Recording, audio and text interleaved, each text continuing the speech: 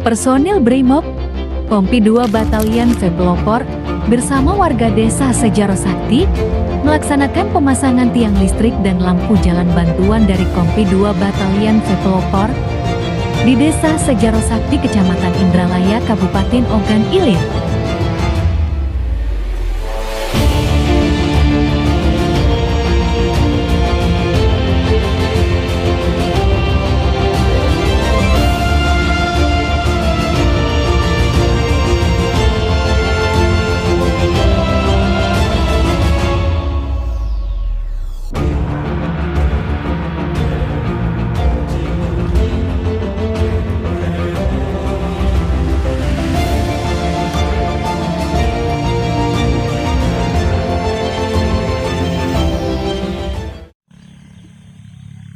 Kami atas nama warga Sejaro Sakti mengucapkan terima kasih atas bantuan lampu jalan beserta tiang listrik dari Kompi 2 Batalion V Pelopor Ogan Ilir.